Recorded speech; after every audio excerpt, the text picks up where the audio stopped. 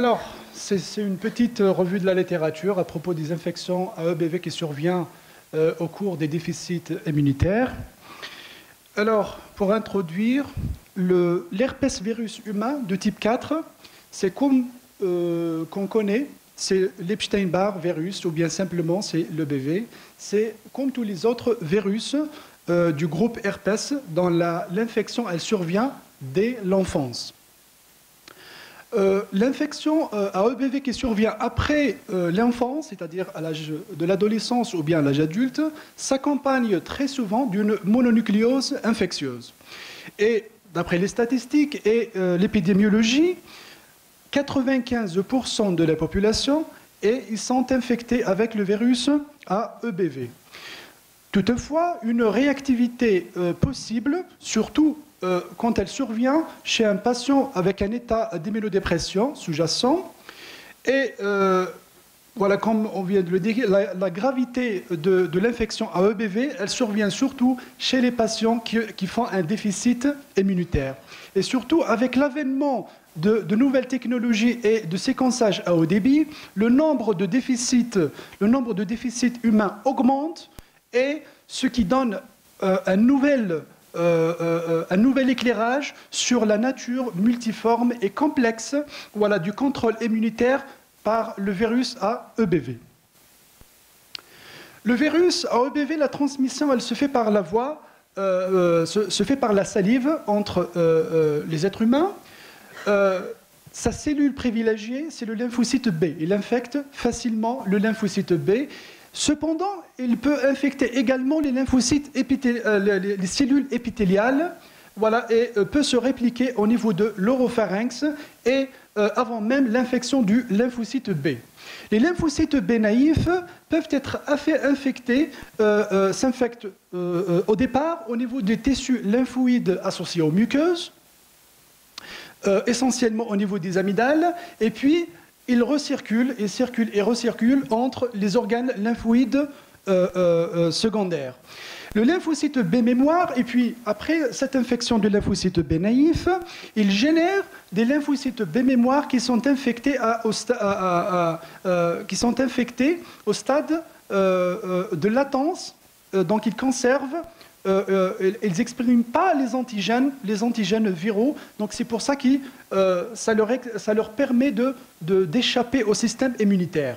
Les lymphocytes B mémoire infectés de manière latente ne sont pas détectés par les lymphocytes TCD8, comme je viens de le dire. C'est-à-dire qu'ils diminuent l'expression des protéines, des antigènes viraux, donc ils échappent au système immunitaire. Le lymphocyte B naïf infecté il est infecté facilement grâce à des protéines virales exprimées sur la surface de l'enveloppe virale et de la membrane plasmique des lymphocytes B. En effet, comme vous voyez, la protéine, la GP350 et la GP42, donc la glycoprotéine 350, elle se lie au CD21, qui est le récepteur privilégié par le BV, et la GP42, elle se lie aux molécules de CMH de classe 2, qui est considéré comme un co-récepteur. Après cette fusion, qu'est-ce qu'il va y avoir? Il va y avoir une fusion de la membrane virale avec la membrane plasmique, ce qui permet au virus de pénétrer dans le noyau, de pénétrer dans le lymphocyte B. L'infection des cellules B naïves entraîne l'expression de certaines protéines virales, des gènes de latence virale, et transforme, c'est-à-dire ce qui permet au lymphocyte B de proliférer et à la fin d'arriver à la production des lymphocytes B mémoire infectés de manière latente et des plasmocytes qui sécrètent des particules virales. Ça, c'est la phase lytique. Cette protéine, les gènes viraux, ils expriment pour une protéine qui est très importante, c'est le LMP1. Le LMP1, comme vous le voyez, c'est l'homologue du CD40, c'est-à-dire qu'il donne une signalisation qui est pratiquement la même que le CD40 exprimé sur le lymphocyte B. Donc cette protéine LMP1, elle est constitutivement active. Le lymphocyte B, il n'a pas besoin du help des lymphocytes T pour s'activer et proliférer. Donc cette protéine LMP1, elle entraîne la croissance et la prolifération du lymphocyte B et également elle empêche l'apoptose du lymphocyte B. Là, c'est grâce à l'activation des protéines anti-apoptotiques, c'est le BCL2, et inhibition des protéines qui sont pro-apoptotiques comme le BAX2 et augmente la synthèse de l'IL-10 viral. Donc c'est le LMP1, il est considéré comme un gène oncogène. Une autre protéine, c'est le LMP2, la LMP2A. De la même façon, elle mime exactement la même signalisation, le même signal donné par le BCR, c'est-à-dire que le lymphocyte B n'a pas besoin d'un signal, d'une reconnaissance d'un antigène pour s'activer et proliférer. Donc il mime, c'est une protéine qui est constitutivement active. Elle reproduit l'activation du BCR, ce qui permet l'activation, prolifération et la survie du lymphocyte B. À la fin de l'activation, génération des lymphocytes B mémoire qui circulent et recirculent entre les lymphocytes, entre les organes lymphoïdes secondaires, et également après, il diminue l'expression des gènes viraux, c'est-à-dire là au stade de B mémoire, bien sûr, et là, elle échappe à la reconnaissance par les lymphocytes TCD8, contrairement aux plasmocytes qui expriment les particules virales et les protéines de gènes virales qui sont reconnues par les lymphocytes TCD8 et par la suite, il y a une élimination. On arrive à la partie pathologie qui touche les infections, les infections à EBV. Il y a deux types de cellules qui sont infectées par le lymphocyte, par le virus AEBV. Il y a la cellule typique privilégiée, c'est le lymphocyte B. Voilà, c'est la partie haute de la figure que vous voyez là, et qui donne différents types de tumeurs qui touchent le lymphocyte B. Il y a les différents types de lymphomes. Il y a la B lymphoproliférative disease, c'est la maladie lymphoproliférative du lymphocyte B qui survient ensuite après transplantation. Il y a en bleu, on voit la mononucléose infectieuse et une petite partie, ça c'est, on voit le déficit classique, c'est le syndrome lymphoprolifératif lié à X. Il y a également de nouvelles mutations qui ont été décrites, on va voir quelques-unes. Et la partie basse de la figure, elle montre l'infection de l'EBV à des cellules atypiques, c'est-à-dire les lymphocytes T, les cellules épithéliales, les cellules musculaires, le lymphocyte NK, etc. Et ça donne à différents types de tumeurs comme les tumeurs du muscle lisse ou bien le carcinome, le néogastrique, ou bien le cancer du cavum, etc. Nous, on s'intéresse aujourd'hui uniquement à la partie des déficits immunitaires. Alors, en 2015, Palandira et Rickson, ils ont proposé une classification en fonction de la survenue, c'est-à-dire des déficits immunitaires, en fonction de la fréquence et de la survenue des infections à EBV dans les déficits immunitaires. Le groupe 1, c'est le groupe qui s'accompagne d'une susceptibilité accrue à l'infection à EBV. Ça, c'est le groupe 1. Le deuxième groupe, ce sont des déficits immunitaires qui s'accompagnent avec des infections virales, mais il y a une forte survenue des infections à EBV dans ce groupe. Le groupe 3, ce sont les infections, les déficits immunitaires qui s'accompagnent avec des infections virales et non virales. Le dernier groupe, c'est le groupe de déficits immunitaires qui sont ayant une susceptibilité inhérente, surtout au lymphome. Dans la même année, Graham il a proposé une autre classification, c'est en fonction de l'atteinte, de la localisation de l'atteinte moléculaire ou bien de l'affection qui touche les lymphocytes, les différents lymphocytes.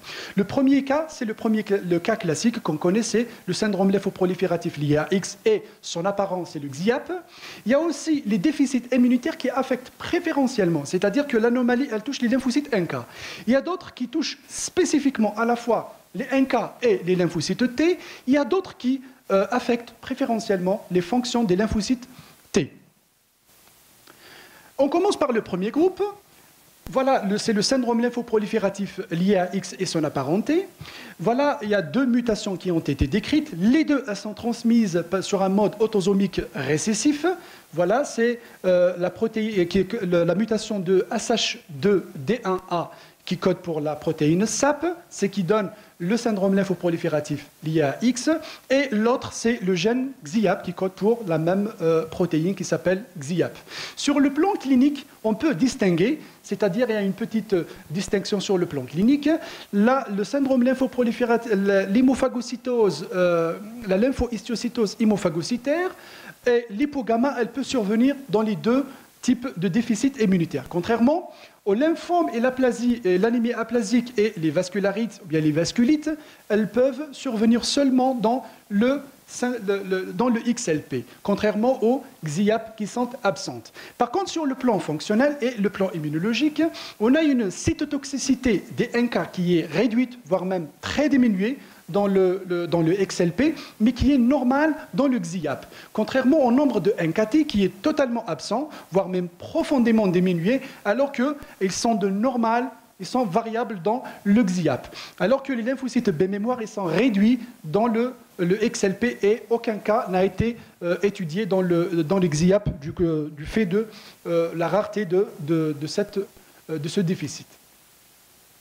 La pathogénèse moléculaire du XLP, là, comme on voit, chez un sujet immunocompétent qui répond à une infection AEBV, le lymphocyte CD8 et les lymphocytes NK, ils expriment, c'est-à-dire ils interagissent avec la cellule cible qui est le lymphocyte B, ils interagissent via une famille de récepteurs qui s'appelle la famille de SLAM, c'est-à-dire le NTBA, le CD48 et le 2B4, etc.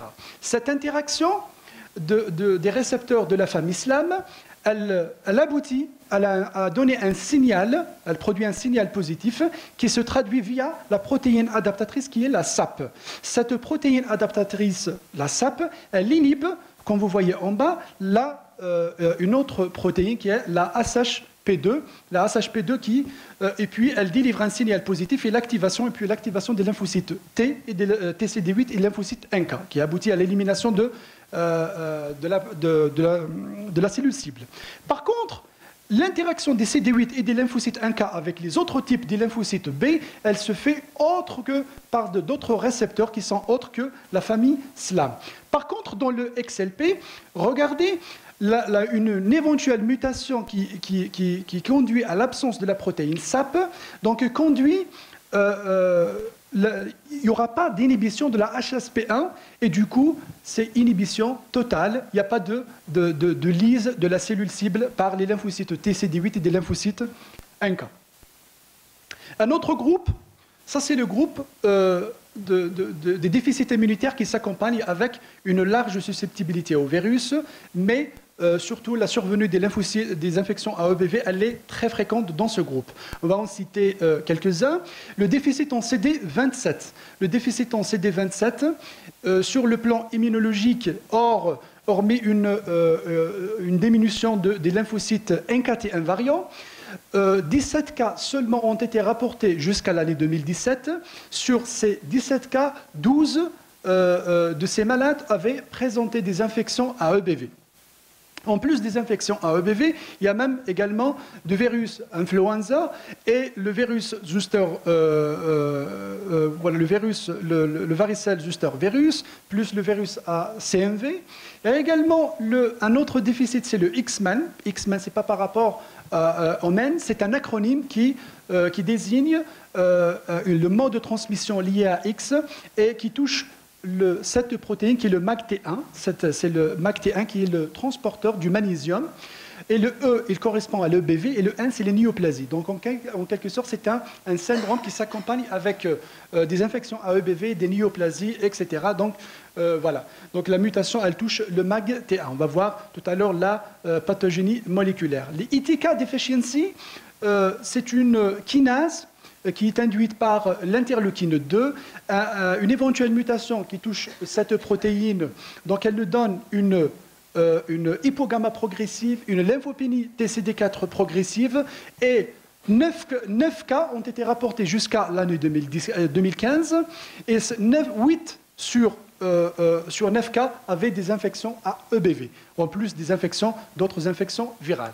Il y a aussi d'autres déficits comme la coronine 1, c'est le coron 1A, et le déficit en CD16 et le MC1-4. On va en voir la pathogénie moléculaire pour chacun.